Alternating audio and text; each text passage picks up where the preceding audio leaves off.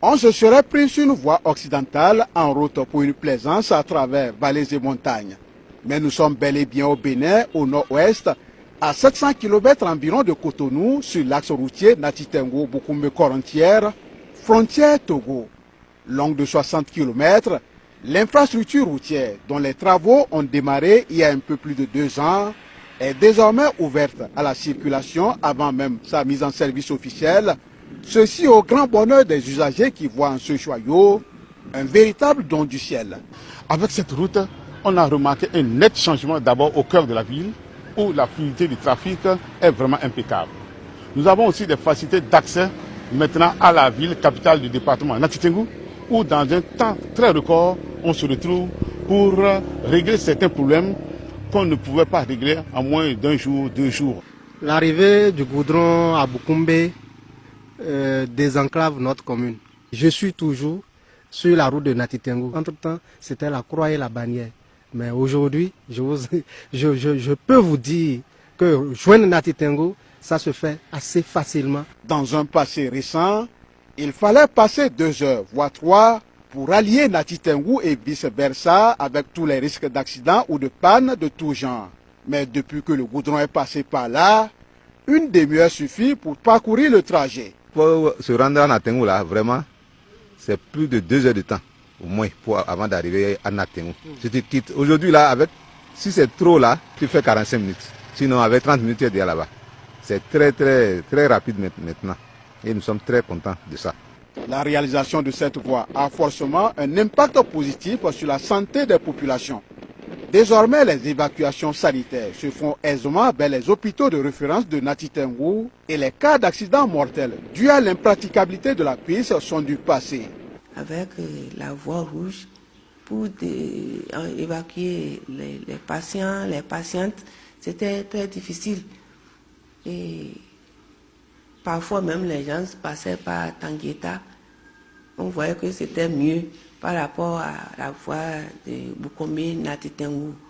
Donc avant ça, c'était très difficile. Parfois aussi, l'état de voie perd aussi le temps de l'évacuation et le malade peut en mourir. Maintenant, non, comme la voie est goudronnée, c'est bien, il faut que c'est rapide.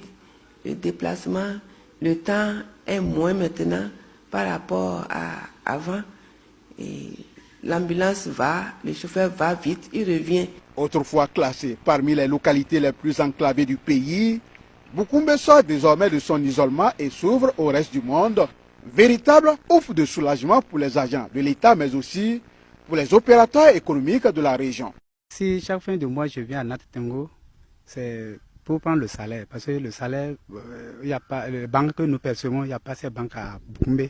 Donc on est tenu chaque fois, à chaque fin du mois, de se déplacer, venir ici. Avant le goudron là, nous avions eu trop de problèmes, des difficultés. À chaque fin du mois, on avait des problèmes même, se déplacer, venir ici. Parce que pourquoi le temps, ça nous prenait trop le temps, il fallait faire au moins 1h30 avant d'atteindre ici. Or, à l'heure où je vous parle présentement là, quand on quitte Boukoumbe, 30 minutes déjà, on est à Natitengo. Et nous prenons aisément notre salaire et nous retournons tranquillement parce que la voie est aisée. Tout a changé. Quand vous quittez Boukoumbe pour aller à Natitengo, c'est une question maintenant de minutes. Avant, c'était des trous, la route était complètement dégradée. Maintenant, comme vous le voyez, c'est la belle vie, quoi. Les affaires, ça marche bien. Depuis son ouverture provisoire à la circulation, cette somptueuse infrastructure routière ne cesse d'attirer de nombreux curieux qui viennent non seulement apprécier la qualité de l'ouvrage, mais aussi à la découverte du paysage paradisiaque que l'on retrouve le long de cette voie, les hauteurs de Koussoukouengou et les Tata Somba, grande attraction touristique de toute la région Koutamago. Aujourd'hui, là, tous les touristes peuvent me venir aisément. Il y en a même qui n'appellent plus, ils descendent seulement. Et sans te mentir, le flux est devenu grand maintenant là, et bon. Et toutes les agences qui viennent du Burkina, du Mali, du Togo, du Ghana et même de Cotonou, tout le monde est vraiment content. La route elle-même, quand vous empruntez cette route, c'est de jamais vu. Il n'y en a pas encore au Bénin.